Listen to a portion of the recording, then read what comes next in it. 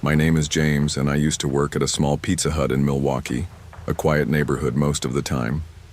I'd taken the job to save money for college. It was simple work, taking orders, cleaning, and helping customers. Most days were the same, but there was something off about that night. I didn't know it yet, but it would be the most terrifying experience of my life. It started as a regular shift. My manager, Mr. Taylor, was locking up early because business was slow, leaving just me and another employee, Kevin. Kevin was new, quiet, and rarely spoke unless necessary. I didn't know much about him except that he always kept to himself. Something about him gave me a weird feeling, but I figured he was just shy. Around 9:30 p.m., Mr. Taylor left, promising to be back in the morning. Kevin and I stayed behind to clean up and finish closing the store. I was sweeping the front while Kevin was in the back cleaning the kitchen. The silence in the store felt heavier than usual. It wasn't the comforting quiet I was used to. It felt wrong. "Hey Kevin, you good back there?" I called out, trying to shake off the weird feeling. He didn't answer right away, but when he did, his voice sounded low and tense. "Yeah, I'm fine. Just finishing up." I shrugged it off and kept sweeping, but as I worked, I started noticing little things. The mop bucket hadn't moved, even though Kevin said he was mopping. The trash bags were still by the back door, untouched. My instincts told me something was wrong, but I didn't want to overthink it. That was until I saw it. A streak of something dark, smeared on the floor near the kitchen door. I moved closer, my heart pounding in my chest. It wasn't water or grease. It was red. "Kevin?" I called out again, my voice shaking. No reply. Suddenly, I heard the faint creak of the back door opening, followed by hurried footsteps. My stomach twisted into knots. Something was definitely wrong. I moved toward the kitchen cautiously, gripping the broom tightly in my hands. What I saw when I stepped into the kitchen froze me in place. The sink was filled with red water, and there were bloody streaks across the counter. My legs felt like they would give out. Where was Kevin? And what had he been doing back here? Before I could process anything, I heard a whisper behind me. "You shouldn't have come back here, James." I turned around and Kevin was standing there, his face pale, his eyes wide and wild. In his hands was a knife, and his grip on it was tight. "Kevin, what are you doing?" I asked, my voice trembling. He didn't answer. Instead, he stepped closer, a twisted smile forming on his face. My instincts screamed at me to run, but I was frozen in place. Kevin's twisted smile widened as he stepped closer, gripping the knife like he was ready to strike. My body felt like it was made of stone. I couldn't move, couldn't think. "Kevin, listen," I said, my voice shaky. "Whatever's going on, we can fix it. Just put the knife down." His laughter filled the kitchen, low and broken, like he was barely holding himself together. "Fix it?" he said, tilting his head. "You can't fix what's already broken, James. You wouldn't understand." Suddenly he lunged toward me. My reflexes finally kicked in and I swung the broom with all my strength, hitting his arm and knocking the knife to the floor. He staggered back, clutching his wrist while I bolted toward the front door. The door wouldn't budge. It was locked. My heart sank as I realized Mr. Taylor had taken the keys with him. I glanced back, and Kevin was already on his feet, his expression now a mix of rage and madness. "You're not going anywhere," he yelled, grabbing a heavy pizza cutter from the counter. I darted into the dining area, flipping tables and chairs behind me to slow him down. My breathing was ragged, and every muscle in my body screamed for me to keep moving. I needed to find a way out, fast. The phone at the counter caught my eye. I sprinted toward it, but as I picked up the receiver, the line was dead. Kevin must have cut the cords earlier. Suddenly, the lights flickered, plunging the entire restaurant into darkness. I froze, my ears straining to hear any sound. The only noise was my own ragged breathing, echoing in the silence. "James," Kevin's voice called out, soft and taunting. "There's no point in hiding. You'll only make this harder on yourself." I crouched behind a booth, clutching a chair leg I'd broken off during my escape. My heart pounded so loudly I was afraid he'd hear it. The sound of footsteps grew louder, closer. Kevin was searching for me, his shoes squeaking on the freshly mopped floor. My mind raced, trying to come up with a plan. I couldn't overpower him, but maybe I could outsmart him. A faint red glow caught my eye, the exit sign above the back door.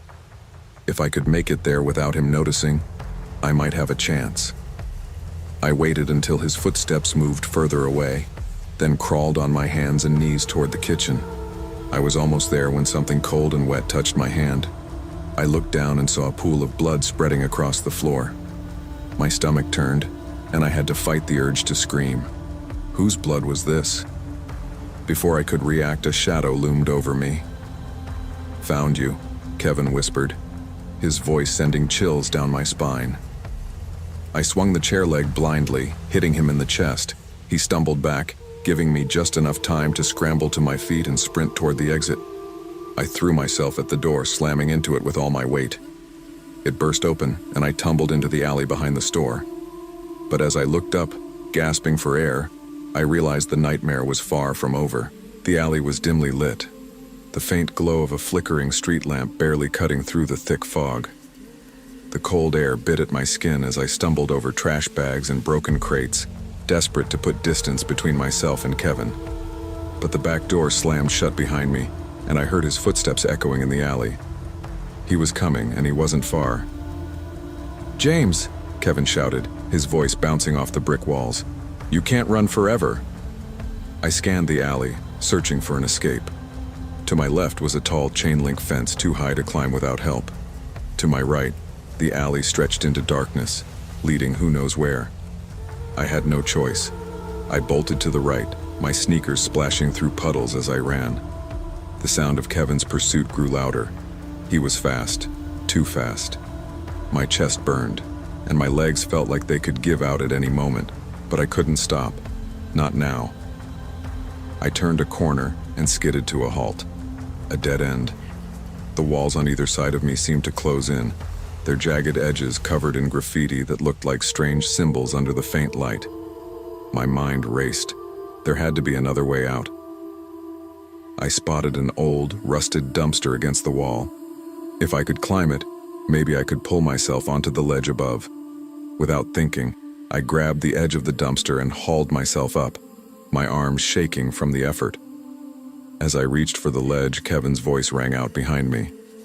"You think you can escape me, James?" He was standing at the entrance to the alley, his silhouette menacing in the dim light. I ignored him and stretched for the ledge, my fingers just barely gripping the edge. But before I could pull myself up, Kevin grabbed my ankle and yanked me down. I fell hard onto the dumpster, the impact knocking the wind out of me. Kevin climbed onto the dumpster, his eyes wild with rage. "This ends here," he snarled, raising the pizza cutter he still held. I kicked out desperately, my foot connecting with his stomach. He stumbled back, teetering on the edge of the dumpster, before falling to the ground with a sickening thud. I didn't wait to see if he was hurt. I jumped down from the dumpster and ran back toward the street, my mind consumed with one thought. I had to find help. But as I emerged from the alley, the street was eerily quiet. The shops were closed, their windows dark. The only sound was the faint hum of a street lamp buzzing overhead. I spotted a payphone near the corner and ran to it, fumbling in my pockets for loose change. My hands shook as I dialed 911, praying someone would answer quickly. "911, what's your emergency?" a calm voice answered. "Please help," I gasped. "There's a man trying to kill me. He's..." Before I could finish, the line went dead. I stared at the receiver in disbelief, my heart pounding. The payphone screen flickered, displaying the words, *, no connection *. Behind me, I heard the sound of slow, deliberate footsteps. Kevin was back. I turned around slowly, my breathing heavy. There he was, Kevin, standing under the faint glow of the street lamp. His face was twisted into a menacing grin, and the pizza cutter gleamed in his hand. "You can run, James," he said, his voice almost mocking, "but you can't hide." This is between you and me now." My legs were trembling, but I forced myself to stand tall. "What do you want from me, Kevin?" I yelled, my voice cracking. "Why are you doing this?" He tilted his head, as if considering my question. "You shouldn't have seen what you saw back there.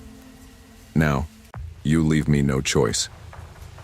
My mind flashed back to the image of the red-stained carpet, the lifeless body on the floor, and Kevin standing over it with that same grin. He wasn't just after me, he was covering his tracks. I backed away slowly, trying to think of a plan. The streets were deserted, and I was completely alone with him. Every shop was locked, and there was no one to hear my cries for help. Kevin took a step closer, dragging the pizza cutter along the pavement, the sharp sound making my skin crawl. "Let's make this easy, James. Stop running, and it'll all be over quickly." I wasn't going to give up that easily. I turned and bolted down the street, my heart pounding like a drum. I didn't know where I was going, but I had to keep moving. The sound of his footsteps followed close behind, relentless and unyielding. I darted into another alley, hoping to lose him in the maze of streets. The darkness seemed to close in around me, every shadow a potential threat.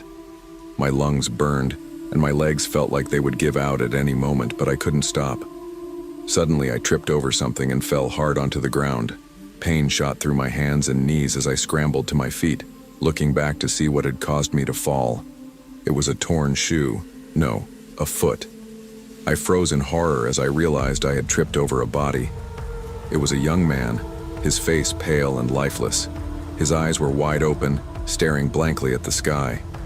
I stumbled backward, choking back a scream. But before I could process what I had seen, Kevin's voice echoed through the alley. "Found you." I whipped around and saw him standing at the entrance to the alley, his shadow stretching toward me. My hands trembled as I looked for a way out, but there was nowhere to run. The walls were too high and the alley was a dead end. Kevin started walking toward me, his grin growing wider with each step. "You're not as clever as you think, James. This is where it ends." I felt a surge of panic, but also a strange clarity. If I was going to survive, I had to fight back. I grabbed a broken piece of wood from the ground and held it in front of me like a weapon. "Stay back," I shouted, my voice shaking. He laughed, the sound chilling in the silence. "You think that'll stop me?" He lunged at me and I swung the wood with all my strength. It hit his arm, causing him to drop the pizza cutter. He growled in pain, but before I could grab the cutter, he tackled me to the ground. We struggled on the cold, damp pavement, his hands tightening around my throat. I gasped for air, my vision starting to blur. But then, I remembered the piece of wood. My hand fumbled around until I felt it, and with all the strength I had left, I drove it into his side. Kevin screamed and rolled off me, clutching his wound. I didn't waste a second. I grabbed the pizza cutter and ran, leaving him writhing on the ground. As I stumbled out of the alley, I saw flashing red and blue lights in the distance. A wave of relief washed over me as a police car pulled up, 2 officers stepping out with their guns drawn. "Help!" I cried, collapsing to my knees. The officers rushed toward me, one of them shouting into his radio for backup. I pointed toward the alley, my voice barely above a whisper. "He's back there. Kevin." The officers moved cautiously into the alley, their flashlights cutting through the darkness. But when they returned minutes later, they looked confused. "There's no one there," one of them said. My heart sank. How could he have disappeared so quickly? But then I noticed something on the ground near the police car, a small round object that gleamed in the light. It was the pizza cutter. The officers helped me to my feet and led me to the car. My body was shaking uncontrollably, and my mind raced with questions. How could Kevin have vanished? He was injured. There was no way he could have gone far. "Calm down, kid," one of the officers said, his tone steady. "We'll get to the bottom of this. Let's get you to the station." I sat in the back of the police car, staring out the window, unable to shake the feeling that Kevin was still out there, watching. The streets passed in a blur as the car sped toward the station. My hands gripped the edge of the seat, my knuckles white. When we arrived, the officers led me inside. The bright lights and buzzing activity of the station felt surreal after the darkness and terror of the night. A kind-looking officer handed me a cup of water and sat across from me. "Start from the beginning," he said. I told them everything about the body in the Pizza Hut, Kevin's grin, the chase, and the alley. As I spoke, the officers exchanged glances, their faces growing more serious with every detail. When I finished, one of them leaned forward. "James, are you sure about what you saw? The body, Kevin? Everything?" "Yes," I insisted. "I'm not making this up. Check the alley. Check the Pizza Hut." "We already did," another officer said softly. "There's no body in the alley, and no signs of a struggle at the restaurant. The place was locked up clean as a whistle." I froze, my heart sinking. "But I saw it. I saw the blood, the carpet." "James," the officer interrupted gently. "There's something else you should know."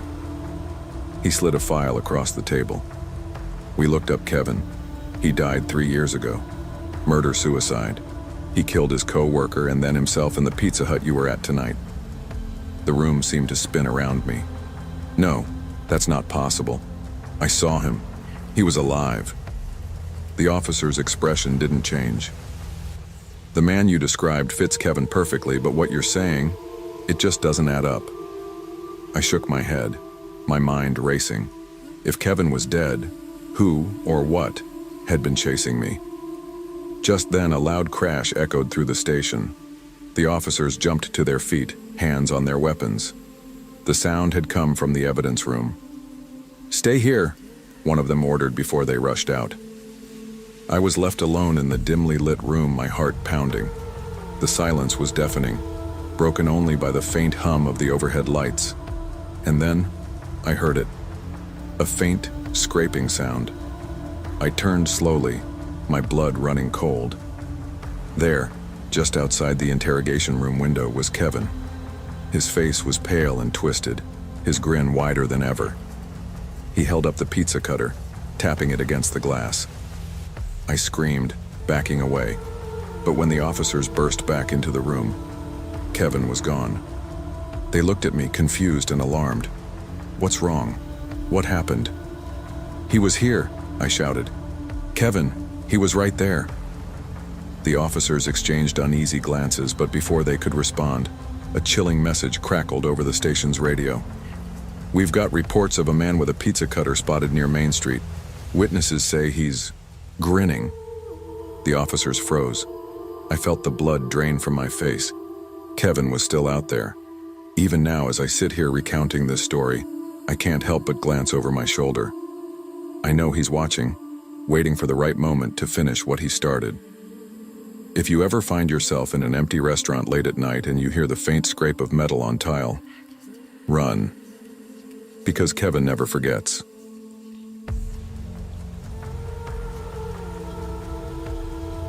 My name is Jeff, and I've been working the late shift at Pizza Hut in Los Angeles for a few years now. Most nights are slow, with only a few regular customers coming in.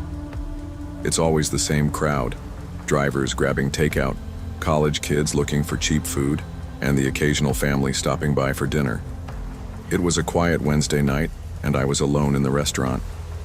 The air was thick with the smell of melted cheese and garlic bread, and the hum of the ovens filled the silence.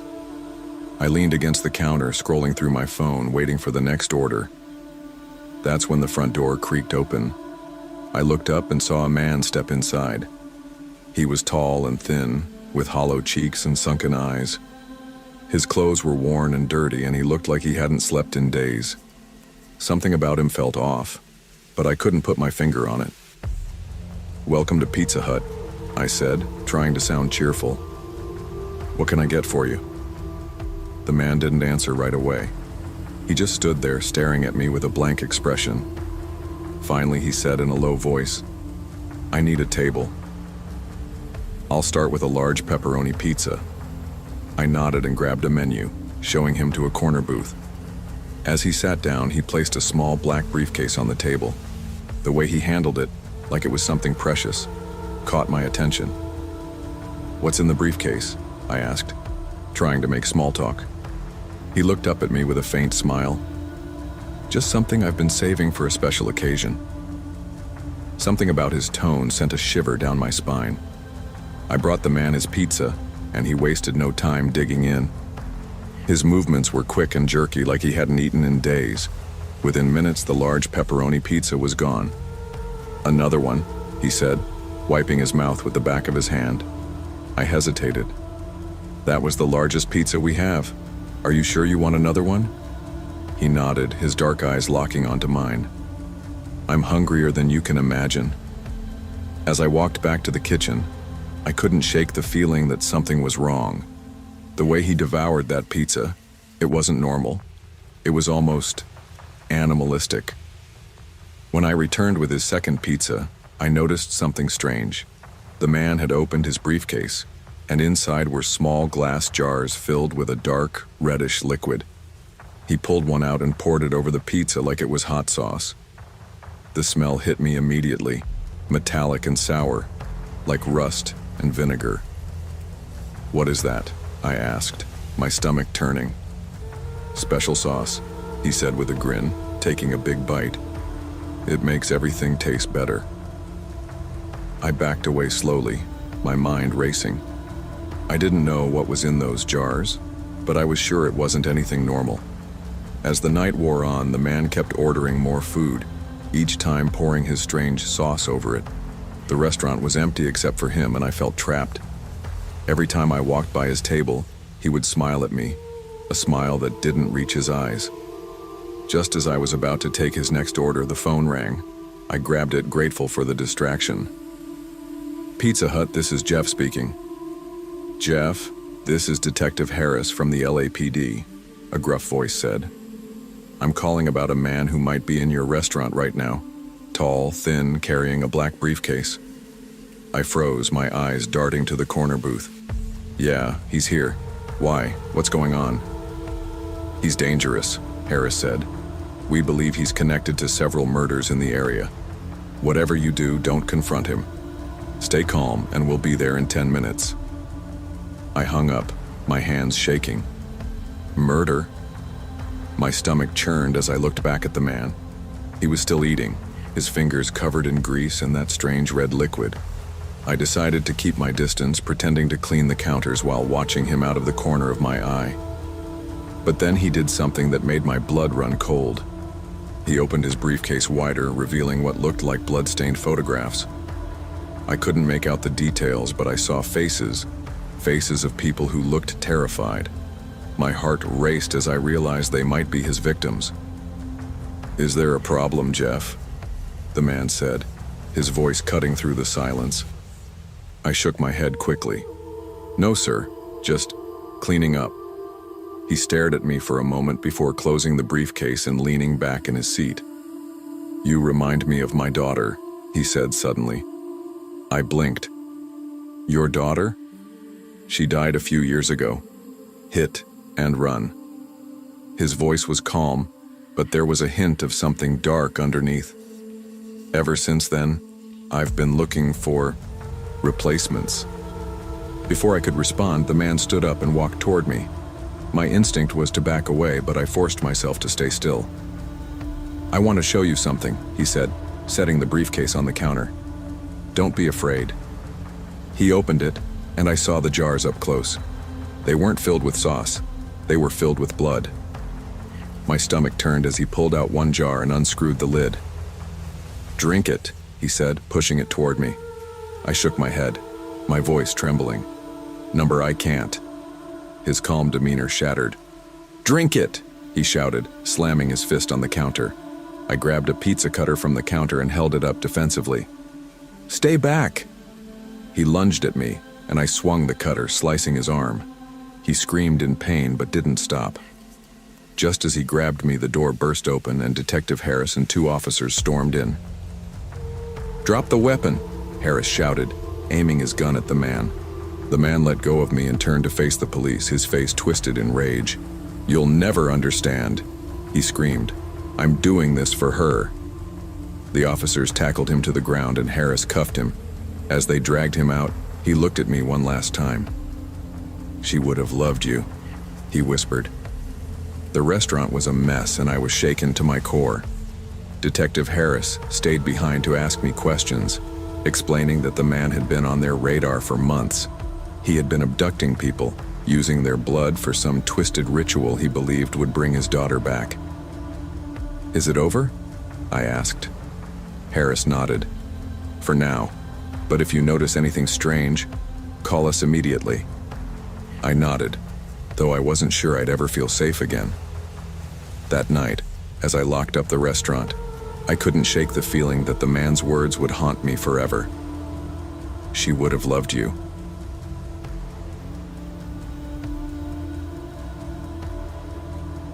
My name is Otis, and I used to work as a delivery boy for Pizza Hut in a small town in northern Italy. I never thought delivering pizza could be scary until the night everything changed. It all started a few weeks after I got the job. I was 19, a little shy, and still trying to get used to my new role. I mostly worked evenings because that's when we got the most orders. Our Pizza Hut was in the heart of the town, surrounded by cobblestone streets and old stone buildings. My coworkers, especially Marco, loved to joke around. They'd often try to scare me with stories about strange deliveries, but I brushed them off. It's just pizza, not a horror movie, I'd say, laughing. One evening, my manager handed me a thick paper map marked with a red circle. Otis, this is your next delivery, he said, pointing to a spot on the edge of town. It's a big order. Don't mess it up. The address was unfamiliar, but I shrugged it off. Driving out to the countryside sounded peaceful, even if the roads were bumpy. I loaded the pizzas into the old company scooter and set off. It was almost dark and the air was cool. As I left the familiar streets behind, I couldn't shake a strange feeling in my chest. The roads became narrow as I drove further from town. The map said the house was down a dirt path at the edge of the forest. Tall trees lined the road, their branches forming a roof over my head. The setting sun painted everything in orange and red, but it was getting darker fast. After a while, I found the dirt road. It was barely wide enough for the scooter, full of rocks and holes. My headlights flickered, and I muttered, "Not now." But the scooter kept going. At the end of the road, I saw a small house. It looked like no one had lived there in years. The windows were broken and vines crawled up the walls like fingers. I knocked on the door. No answer. I knocked again, louder this time. "Pizza delivery!" I called out. Suddenly the door creaked open. A man appeared, hunched and thin with pale skin and messy hair. "You're late," he said, his voice raspy. I'm sorry. It was hard to find the place," I stammered, handing him the pizzas. He stared at me with wide eyes. "Be careful on your way back," he whispered, then slammed the door. I stood there for a moment, confused. His words felt like a warning. As I drove back, the sun disappeared completely. The forest was pitch dark, and my headlights seemed weaker than before. The scooter began to sputter, and I cursed under my breath. The engine died, and I was stuck in the middle of nowhere. I took out my phone, but there was no signal. The only sound was the wind rustling through the trees. "Great," I muttered, pushing the scooter along the road. After a few minutes, I heard something. It wasn't the wind. It was footsteps. I stopped and looked around, but I couldn't see anything. "Hello?" I called out. No answer. The footsteps got louder, closer. My heart raced as I pushed the scooter faster. Then I saw it. A figure standing in the middle of the road. It was a woman, wearing a tattered dress, her hair covering her face. She didn't move, just stood there staring at me, or at least I thought she was. "Hey, are you okay?" I asked, my voice shaking. She tilted her head slowly, then started walking toward me. Panicking, I left the scooter and ran down the road. My feet pounded against the dirt, and my breaths came in short gasps. When I looked back, the woman was gone. I stopped to catch my breath, but then I heard something. A soft laugh coming from behind me. "Who's there?" I shouted. No answer. But then I saw a faint light up ahead like a lantern. I ran toward it, desperate for help. The light led me to an old motel sitting in the middle of the forest. It looked abandoned, but the front door was open and a dim light flickered inside. I stepped in, calling out, "Hello? Is anyone here?" The lobby was empty except for a desk and a dusty couch. Then, a man stepped out from behind the desk. He was tall and wore a suit that looked too clean for a place like this. "Looking for something?" he asked, smiling. My scooter broke down and I think someone's following me," I said. He nodded, his smile never fading. "You can stay here for the night. It's safe." I hesitated. Something about his smile felt wrong. I decided to stay. The man handed me a key and pointed to a room at the end of the hall. "If you need anything, just call," he said. The room was small, with an old bed and a wooden chair. I locked the door and sat on the bed, trying to calm down. But then I noticed something. There was a cartoon bag on the floor, half hidden under the bed. Curious, I picked it up. Inside were some toys, a diary, and an old photo of a boy and a woman. My stomach dropped. The boy looked like the man at the desk, but younger. The woman was the one I saw on the road. Before I could think, I heard footsteps outside my room. Then, a knock. "Otis," the man called. "I need to show you something." I didn't want to open the door, but he kept knocking. Finally, I stepped out. He led me down the hall, to a door that opened into the basement. "This is where it all happened," he said, smiling. The basement was cold and dark. The man lit a candle, revealing old furniture and a large statue in the corner. "This used to be my family's home," he said, "until they all left me." I backed away, feeling a chill. "Why are you telling me this?" I asked. He turned to me, his eyes glowing in the candlelight. "Because she's coming back, and you brought her here." Suddenly the room grew colder, and I heard a woman's voice behind me. "You promised to stay," she said softly. I turned around and saw her, the woman from the road, her face pale and hollow. She reached for me and I screamed, running back up the stairs. I didn't stop running until I was outside. The forest was dark, but I could see the road ahead. I ran until I found my scooter. To my surprise, it started on the first try. As I sped away, I looked back and saw the motel collapsing into the ground, like it was being swallowed. The man and the woman stood outside, watching me, their faces blank. When I got back to town, I quit my job at Pizza Hut. No one believed my story, but I didn't care. I'm just glad I escaped. But sometimes, when I'm alone at night, I hear her voice calling my name.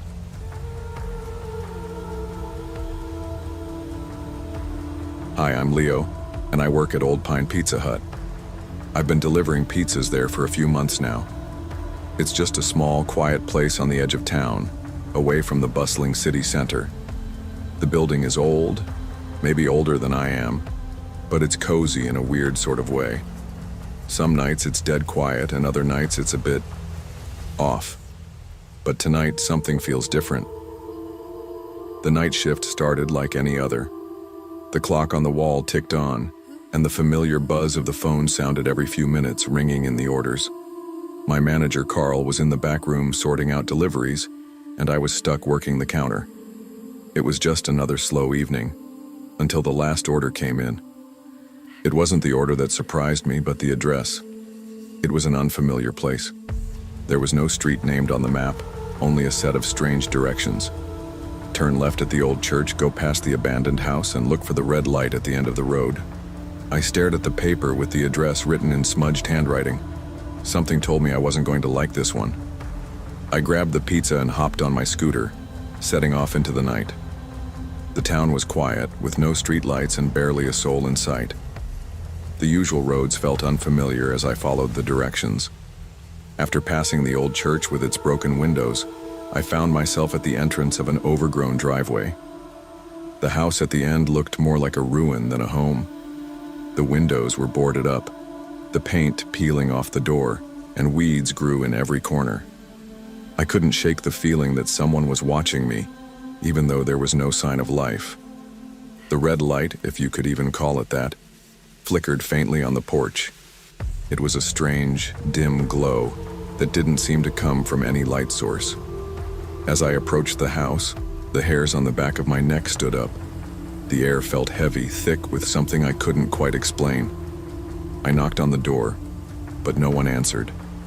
The door creaked open by itself. With my heart pounding in my chest, I stepped inside. The house was dark, save for the flickering red light coming from somewhere deep inside. The place smelled old, musty, like it hadn't been touched in years. The floorboards groaned under my feet as I made my way through the hallway.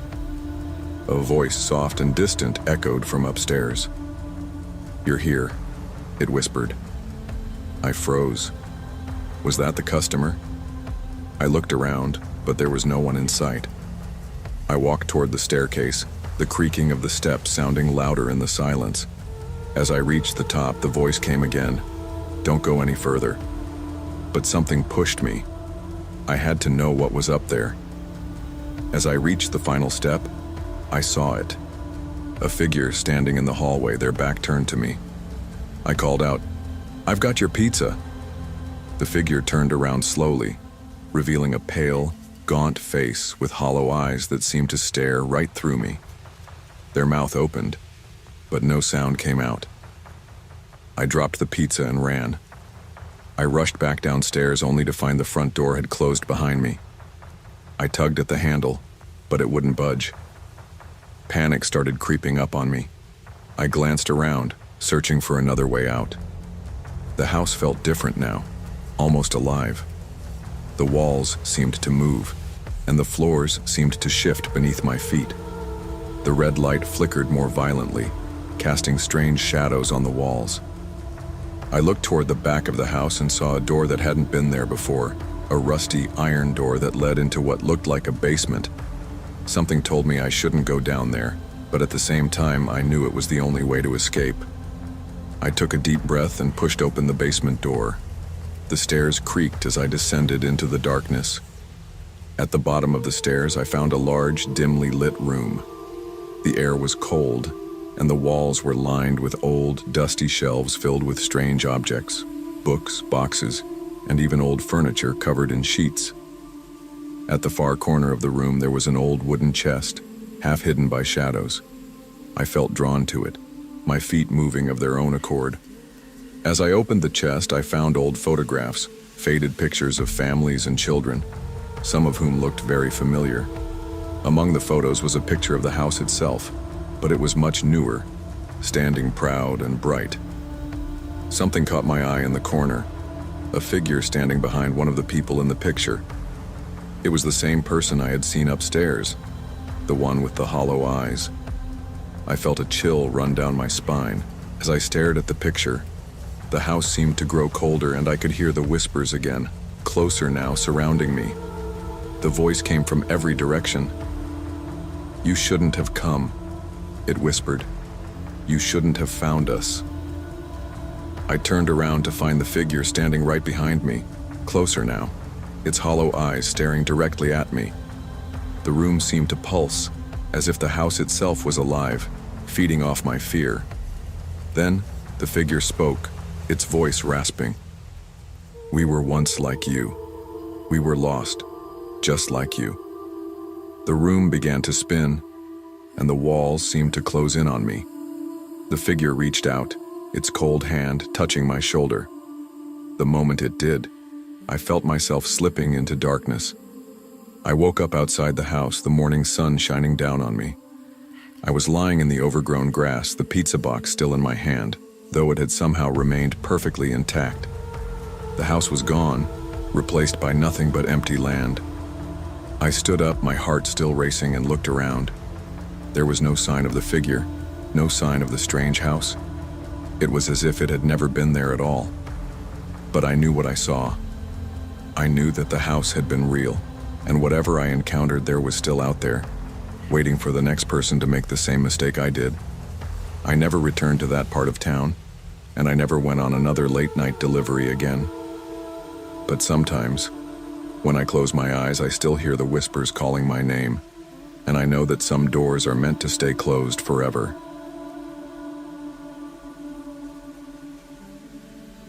My name is Jake, and I never believed in things like ghosts or curses.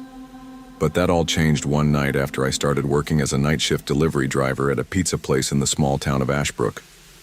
It was supposed to be just a regular job to help pay the bills, but little did I know, it would drag me into something much darker than I could ever imagine. It all began a few weeks ago, right after my family died in a car accident. It was raining heavily that night, and I remember how everything seemed so blurry as I looked at the wreckage of the car. My parents, my younger sister, all gone in an instant. I was the only one who survived, and ever since then I've felt lost. Alone. That was when I started working the night shift at the pizza place. I thought it would keep me busy, keep my mind off things. But the first night I worked, something happened that changed everything. It was a cold, quiet night when I got the call for a delivery. The address was strange. It wasn't on the map. "Just head down Midnight Road," the customer said. "You'll know when you get there." The voice sounded odd, almost like they were whispering. I didn't think much of it at first. It was just another weird address. I got into my old car, the one I'd bought with the last of the insurance money after the accident. It was my only way to get around. As I drove, the night grew darker, and the road seemed to stretch endlessly. The streetlights flickered as I drove past houses that looked abandoned, their windows boarded up. The more I drove, the more uneasy I felt. Midnight Road was no ordinary street. It seemed like no one had lived there in years. The air felt thick, and the trees loomed overhead, casting long shadows that made the road feel narrow, even though it wasn't. When I finally reached the address, the house looked like it had been forgotten by time. Dusty windows, the roof caving in. I knocked on the door, but no one answered. Just as I was about to leave, I heard a voice from inside. "Come in."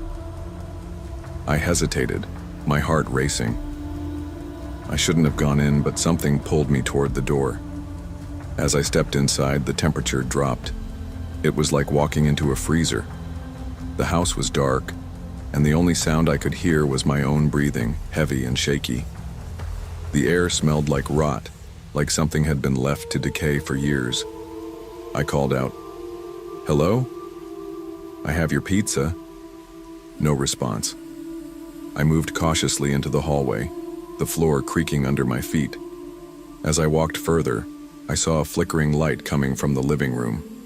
There, sitting in the corner, was a figure, a woman, her face hidden in shadow. "Are you the one who called?" I asked, trying to sound calm, though my voice was trembling. She didn't answer, just stared at me with eyes that seemed to glow faintly in the dark. "Are you okay?"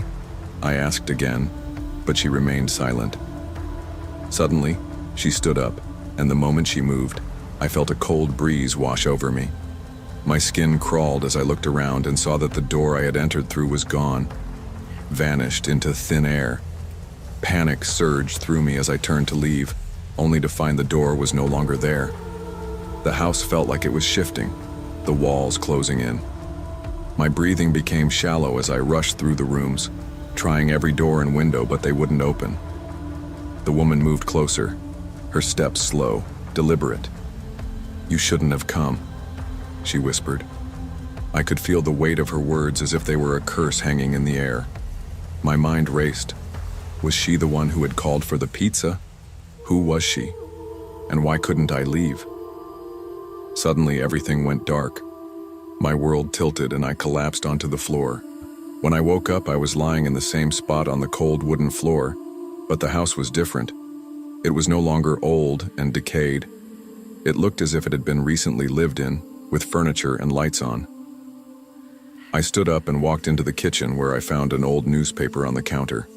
The headline read, "Family dies in car accident on Midnight Road."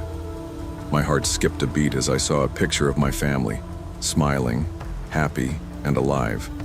But then I saw something strange. The name of the street was crossed out, replaced with the words Death Road. Suddenly, the woman appeared in the doorway. Her eyes glowed, and her face twisted into a sadistic grin. "You can't escape," she said. "You're one of us now." I ran again, but this time the house seemed to close in on me. The walls shifted, the doors vanished. Every turn I took led me deeper into the house, and I realized this wasn't just a house. It was a trap. It was a place where the lost souls of Midnight Road were trapped forever. After what felt like hours of running, I finally managed to break through a wall into the backyard. The moonlight was bright, and I could see the street beyond. I ran toward my car, but something stopped me. The police had arrived. I saw their flashing lights in the distance, but they weren't there to help me. They were there because I had gone missing. As the officers approached, I tried to explain what happened, but my words felt hollow. They didn't believe me. They saw only an abandoned house and a man who seemed too shaken to make sense. "It's just a haunted house," one of the officers said, brushing me off as if it were nothing. But I knew the truth. They left without finding anything, and I was left alone again. Days passed and the police stopped searching. I couldn't shake the feeling that something was coming for me. The house on Midnight Road, the woman. Everything was a nightmare that kept haunting me. I tried to move on, but I couldn't forget. Then, one night, I received a call. It was the same number from the first delivery. "We know you're still here," the voice said. It wasn't a voice anymore. It was a presence. I grabbed my car keys and drove straight to Midnight Road, determined to end whatever curse had followed me. I wasn't going to run anymore. When I arrived at the house, it was gone. But I knew where it had gone. It was waiting for me, and I was ready. I wasn't going to be the next victim. I would confront whatever this was. But as I stepped into the house for the final time, everything went black, and I was never seen again.